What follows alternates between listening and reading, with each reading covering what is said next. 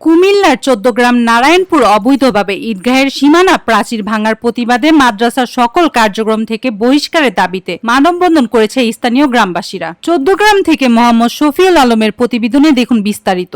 স্বাবলম্বী হতে চান, পূর্বে বুকিংকৃত বিমানের টিকিট পরিবর্তন করতে চান, অথবা ট্যুরিস্ট ভিসার মাধ্যমে এই সুন্দর পৃথিবী ঘুরে দেখার স্বপ্ন দেখছেন?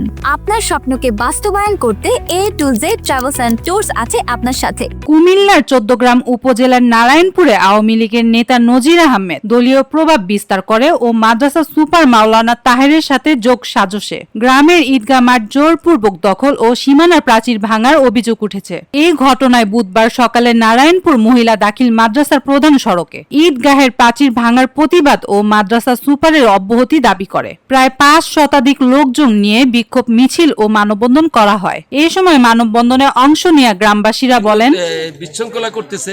আমার একজন ওয়ার্ডের মেম্বার হিসাবে আমি জোরালোভাবে দাবি করতেছি তারা এই প্রতিষ্ঠানে যত না থাকতে পারে, আর এলাকাবাসীর আমার ওয়ার্ডের সবার দাবি তারা এই প্রতিষ্ঠানে যত না থাকতে পারে। এখানে নজির আর আবু তাহের এই প্রতিষ্ঠান থেকে সম্পূর্ণ হস্তক্ষেপ থাকতে পারে। তারা আমাদের সৌন্দর্য নষ্ট করছে, এটা তো আমরা তাদের জন্য এইটার লাই আমরা বিচার চাইতেছি। আমাদের এই সৌন্দর্য কেন নষ্ট করলো? কি অনেক প্রশাসনের টেক হয়ে লোকান এটা ভাঙাইছে, সেই জন্য আমরা এই মাদ্রাসার এটার উপযুক্ত বিচার চাই।